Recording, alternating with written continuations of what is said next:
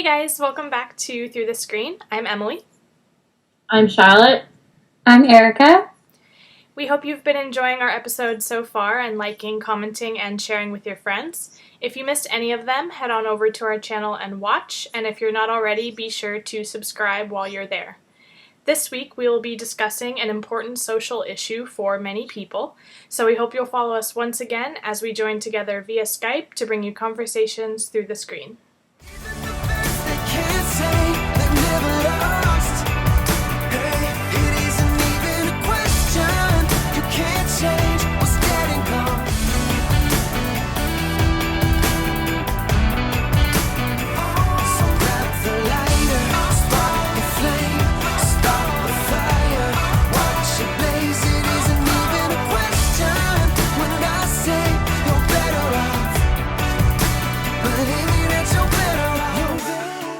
This episode, we'll be discussing drugs and how big pharmaceutical companies have contributed to drug use in suburban America.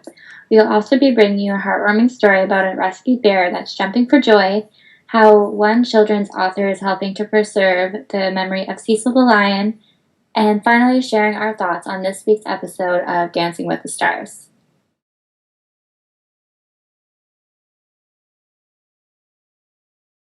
Our topic this week is a controversial word and problem that is sweeping the eastern coast of the United States: heroin. Whether you yourself have done it or you know someone who has overdosed from it, impacts every single family on this side of the country. Recently, I watched Anthony Bourdain's Parts Unknown in his episode on Massachusetts and was blown away by his acknowledgement of the epidemic that me and so many others around me have been screaming about for over a decade. So I wanted to take the issue to a global platform and find out just how educated our country is on this topic. What better way to do that than to share it with two people I trust and respect and open it up to a discussion. So please leave your own personal comments below and weigh in on this topic. We want to hear from you. So, I watched the documentary with Charlotte. She introduced it to us. And I found it very interesting how he talks about the way that it's kind of resurged since, its peak, I think in the 70s or 80s, I believe he said. So I think, it was really interesting the way he kind of went about it and talked to all of these different people and how it kind of came to be. And I think the main point of the documentary was that addiction has kind of become mainstream now. That before it kind of used to be like for poor people or for minorities, but today it's it could be anybody. It could be people in the majority. And I feel like, as a lot of people argue today, we're really quick to kind of take what doctors give us or whatever we feel that we need, and it's very easy to become addicted to that because we're not really informed about how addictive some certain drugs are. And I was actually reading, and one article said that it stemmed from a single pharmaceutical company. So in December of 1995, the FDA approved OxyContin, and it hit the market in 1996. And its first year, it accounted for $45 million in sales for a pharmaceutical company called Purdue Pharma. And this company ended up controlling nearly a third of the entire U.S. market for pain pills. And, they basically kind of monopolized on this and were just really trying to make a profit. And when doctors were not prescribing it appropriately, they didn't really do much because they were making so much money from it. And, they would say all kinds of things like it would help with side effects of cancer and all these things like that. And, it ended up becoming really addictive. And today, I read a statistic that said that deaths from drug abuse have doubled in the last decade.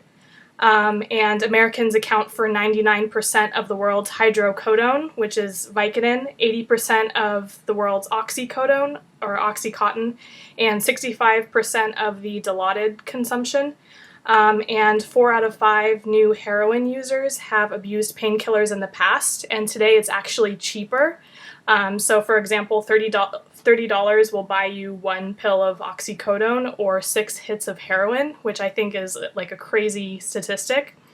And for a period of time, I was really obsessed with the documentary Intervention. And I remember, a lot of the addictions that they were talking about, like, heroin and things like that, stemmed from, starting with prescription pain pills. And, so I think that's just like a really sad thing in our country today, because an estimated 100 million Americans have chronic pain. And, it's just prescribed and prescribed. And, pharmaceutical companies don't really think a lot about it, like what this kind of thing leads to. So I just think it's really sad. So I've been seeing tons of articles recently about people dying more frequently due to abusing drugs. And there's like Emily was saying, there's drugs that are prescribed to you in pharmacies. And I feel like because it's 2016, there are kind of like other alternatives instead of going straight to the really hard stuff that can take a toll on your body. Because like Emily said, it leads to addictions, and most of the time it leads to death and stuff. So the fact that it's doubled is just, it's crazy to think, because they're prescribing these drugs to help the people, but in the end they're only dying because they're abusing it. And I feel like their heart, because I'm trying to touch both sides here, I feel like their heart is in the right place. Like, oh, this could lead to, like, this could help you, and like this can do this, but like I feel like there's not enough research. And I know that there is obviously research on it before they do give it to someone. But I feel like there needs to be more, like really in depth, because it's scary to think that, like caffeine too, like caffeine's addictive. And some people, like, for me, I'm addicted to ice caps. And like I'll drink it all the time, but it's just scary that it's like they can prescribe you drugs to help you feel better, but you get addicted. And then what happens when you do heal from it? You go through this withdrawal, and then you search for, well, I mean, some people do, not everybody, but you'll search for it in all the wrong places. So you could be buying it off the street, or it could be linked with something, or I don't know. But I would like to watch the film to have a better understanding of this topic. But so for me, unfortunately, this topic is really real. I see it every single day where I live, and I've personally been affected by it. My best friend actually overdosed from heroin, so I basically lost, your companion, your best friend, your buddy, the person you tell everything to. So that's basically why I wanted to share this topic, and I know it affects a lot of other people, especially around me, because like I said, I see it every day. And I know that my town has a deep shame about it. They feel like we don't have a problem, and that, it's just something that is affecting all around us, and it kind of just seeps in a little bit here and there, and it's not really our issue. But I can tell you right now, it really is. One of my friends, when we get together, we discuss, the past and, our classes and things like that. And one of the things my friend told me was, I started keeping track of how many funerals I was going to, because I just felt like it was every week and all the time. And, she started maybe, I think, 2 years ago, and she said she has about 29 funerals of people that she's gone to that have overdosed. And it's not always on heroin. It is, prescription pills, and, people mix things together, and they, don't realize what they're doing. Many times it's actually, people coming out of rehab, and they think that they can do the same amount that they did before they went to rehab. And that ends up killing them, because their body is no longer able to withhold that large amount of the drug that they're putting into.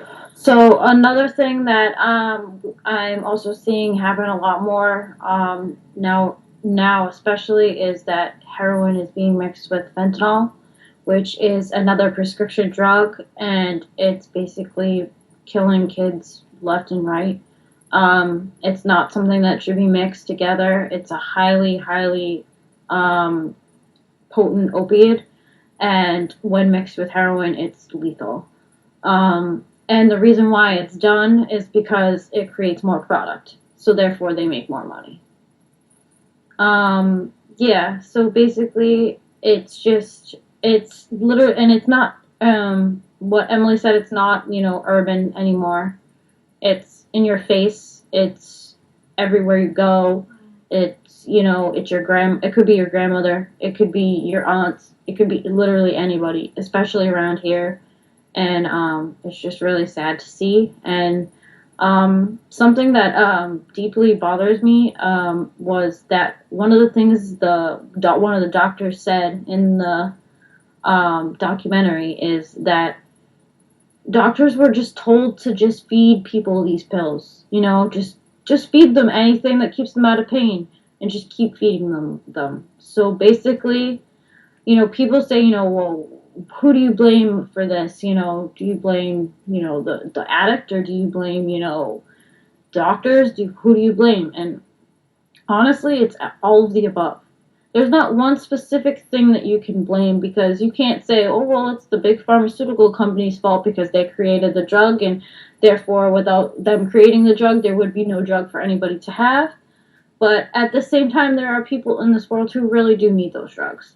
They're in severe, severe chronic pain, and maybe, giving them those drugs is, the last thing that'll get them through their final days of life so that they can enjoy their final days with their family. Something like that. But, some 16-year-old kid who's complaining about cramps doesn't need a prescription for Percocet or Vicodin or something like that, because this is how it starts. I saw it so much when I was a kid, and it just seeped into my adulthood, and this is what happened. We're now literally burying our friends. We're burying our classmates. We're burying, fathers and mothers, because my best friend was a mother. And, it's just now her daughter is going to grow up without a mother. And that's terrible to think about. And it makes me sick and disgusted to see that it happens every single day around me. Children are being raised and brought up, being born into this world without their parents, because their parents have overdosed before they were even, thought of, before they were even, had a chance to breathe. And that's really sad, and it needs to change. And honestly, there's so much that needs to change. I say it all the time with this world, but this is something that is physically capable of changing in our own communities. If every community banded together, created programs, and gave people outlets and, safe places where they could go to express these emotions, they wouldn't be out on the streets doing drugs. They would have a safe place to go. And sadly, around here, that's not the case. There's nothing like that for anybody in my town. I'm just using my town as an example, because obviously in Boston as a whole, there are places for, people to go. But in my small little knit community, there is nowhere. And like I said, people look at it as a shame and judgment and ridicule until it happens to them, until it's one of their family members, until it's their daughter or their son or their brother or their sister. So it's something that we just need to look at differently as a society, and look at it as, I hate to use the word disease, because disease implies that, when you think disease, people think cancer. Well, they're not cancer patients. That's what people think when you say disease. But in a way, it is. And it's a disease created by this industry and greed and money, and it just needs all to change. And hopefully somehow we can come about a way to stop looking at addicts in such a harsh light and find out why they do the things that they do, and, how we can prevent it from happening with future generations. Otherwise, we're going to start burying our children, and I don't ever want to see that happen. Yeah, I think that you're bringing up an interesting point, because one of the parts of the documentary that I really liked was the very ending. How you were talking about how people were seeing it as shameful, and that, we really need to find a way to band together. Anthony Bourdain brought up the point that we always think of it as an us versus them thing, but there is no them. It's only us. So, you know, I think I really liked that point in the documentary. And I think what Erika was talking about with, you know, like there needing to be more requirements, because you were saying that, you know, there's a difference between people that really need the drug and people that, you know, will say whatever to get it.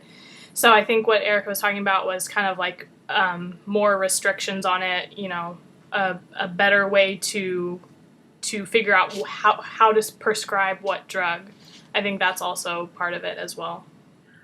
So, as always, we always encourage you guys to please share your stories with us and let us know what you think of this topic.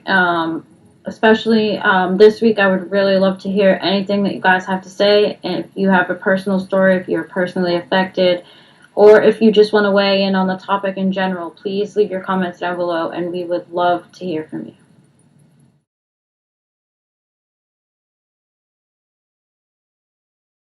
So this week's heartwarming story is a tragic tale with an incredibly happy ending. Tuffy the bear was living on a bile farm in Vietnam for the majority of his life, and if you've never heard of a bile farm, I'm right there with you. But it's basically a facility where bears are kept in tiny cramped cages, and their sole purpose is to produce bile, a digestive fluid produced by the liver and stored in the gallbladder that's valued for its supposed medicinal purposes.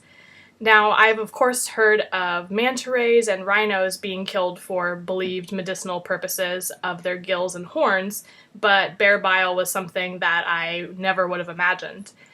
And as with everything else, there are of course many cruelty-free alternatives, but sadly this practice does still exist. However, Tuffy was rescued this past September from the bile farm he was living on by the organization Animals Asia. Tuffy had his damaged gallbladder as well as 3 rotten teeth removed, and after recovering for months, Tuffy was finally able to go outside at his new sanctuary last week. And as soon as he came across the pool, he started jumping around in it like a child, and the video of Tuffy's happiest moment to date has gone viral. And it really tears at the heartstrings, so we will link the video and article down below, as well as some facts about bile farming and how you can help end this cruel practice and give more bears a happy ending like Tuffy. And we also wanted to share some recent news regarding Cecil the lion. Though many are still mourning over his tragic death, one children's author decided to celebrate his life. Cecil's Pride, the True Story of a Lion King, written by Craig Hatkoff and his 2 daughters, illustrates Cecil's life through photographs taken by Brent Staplekamp, who watched over Cecil at Hwanghae National Park for 9 years. The photographs highlight the complex relationships in a lion pride and no doubt allow Cecil's memory to live on. So we will of course link this article from the Dodo down below as well.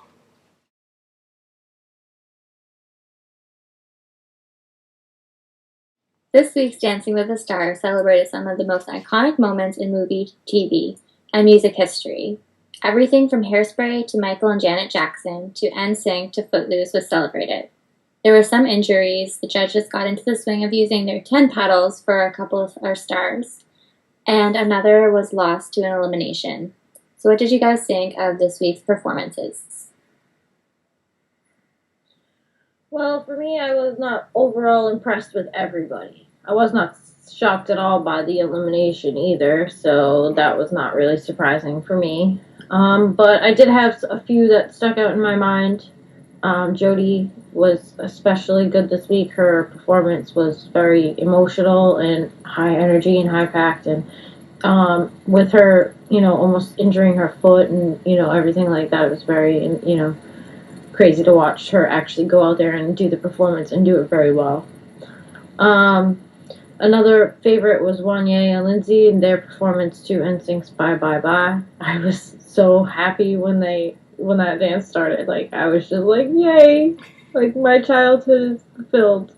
Like, last year with Nick Carter and everything, it wasn't like that because he was in every single episode, so it wasn't like when they did Backstreet Boys, yeah, it was cool, but, like, this is like, it's Boys to Men doing NSYNC. It's pretty iconic to think about. So I was like blown away by that. Yeah. Another performance that I was really happy with, but I was not overall like overly thrilled with, was Ginger and Val's performance to Janet Jackson's "Nasty." Um, I agreed with Bruno a little bit. I felt like she did not hit all the moves as cleanly and as sharply as she should, and that's something that really has to be done with that type of dance.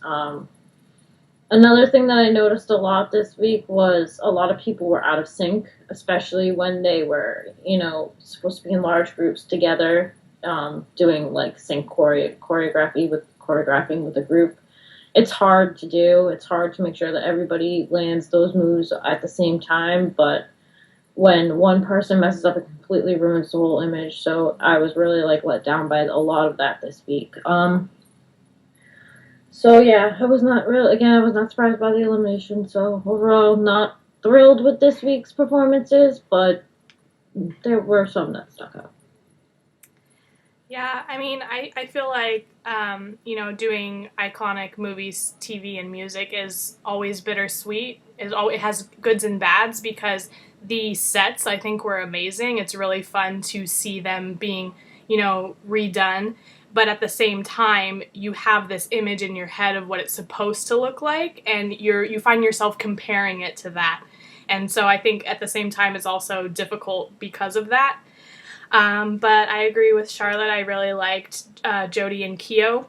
I found myself cringing every time she landed on her ankle or used her ankle in any way, because that always like bothers me when someone is injured and then does like dance or sport or something.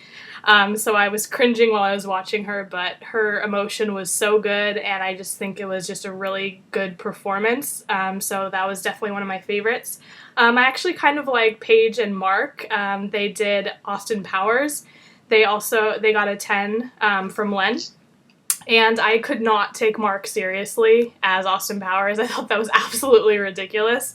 But I thought it was a fun dance, and their outfits were cool. I, of course, also really loved Wanya and Lindsay. It was just so good. He was really, really high energy, and I think he's definitely a top contender. I was really disappointed with Niall watching The Package. I was like, because I was thinking through this whole thing, I was like, please don't start getting cocky, and he did.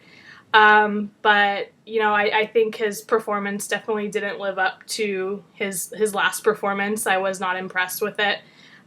So I think that was kind of a wake up call for him, I guess, to not get too confident in himself. But I hope that he can pull it out next week. And I think it'll be really interesting, because next week's going to be a double elimination, so it'll be, at this point, we're getting into the really good dances, and since the judges are starting to give 10s, I think it's going to get a lot better, because people are going to be fighting for those 10s, and we're getting into some of the best dances, so it'll be interesting to see the double elimination, I think. Not only that, I guess now, next week, they're also doing men versus women. Yeah. So it means one man and one woman couple is guaranteed to go home next week, because it is a double elimination. Mm-hmm. And I believe the theme is icons. Icons, mm-hmm. So it should be interesting. Yeah. Yeah. Man, I didn't like Jodie's performance with that guy. Keo, I thought it was very sexual, and I just was not a fan. I also didn't like Whitney and that guy. Also was not a fan. I did like Niles and Peta's, and I mean, he was creepy as... Oops. He was very creepy, but... like really creepy. I did not like the green mask at all, but he had my mouth like just dropped, because there was some moves that him and the girl did. Yeah, that were really, really well, like just everything, like the way he was spinning her on the floor, and I was like, wow, my gosh, it was really cool. And then Charlotte was like, you have to watch Wanya's. And I was like, yeah, I like that one too. That one was really good. But as you can tell, I don't watch the show, so I'm sorry, but that's my input for the 4 dances that I did watch. Yes, but it's kind of good that you also don't watch the entire show because you just literally critique the dances. So we get the backstory and critique it based on the backstory, whereas you just critique the dances. As you can tell, she doesn't even know who half the performers are. Yeah. Very true. Except for Misha, who's gone, but bye, Felicia. So we will, of course, link Dancing with the Stars YouTube page down below if you missed any of the dances. And be sure to let us know what you think. Next week, we will be doing a review, Icons Night, and the double elimination. So be sure to join us then. So this week's Song of the Week comes from the former One Direction member, Zayn Malik, who left the group in 2015 to begin his own solo career. His first single, Pillowtalk, released in January of this year, is our Song of the Week, and it captivates with catchy melodies and a powerful bass line. And recently, Dancing with the Stars professionals Jenna and Artem did a steamy performance of the song filled with emotion and beautiful lines. So what did you guys think of the song and this special Dancing with the Stars music video? Well, I first heard this song on the radio, and it's so catchy. It's something that I often just listen to all the time. I listen to it pretty much every day. And the kids I nanny, they love to dance to it too. So it's kind of adorable, but it's kind of like, whoops. But I think it's something you guys should listen to and give it a chance if you guys haven't listened to it before or heard it. Yeah. So yeah, it's the same thing with Erika. I first heard the song on the radio and I instantly fell in love with it. I had no idea it was by some dude from One Direction though. I just thought he was like somebody new. But that's because I don't pay attention to that stuff. So if I like the song, I like the song. I don't really care who sings it. So yeah, that's basically my take on the song. But the Dancing with the Stars video was really cool because, again, I really like the song, and it's always good to see like a song that you like paired with a really good dance, and those two were like perfect for it. And the entire video, like Emily said, with the lines and everything, it was just flawless. So I really liked it. Yeah, I really, I was surprised when I first heard this song because it's very different from anything that One Direction has done, which I guess was probably part of the reason that he left. He said that he felt unhappy and he wanted to, do his own solo career, so he probably felt like he had a different identity than they had.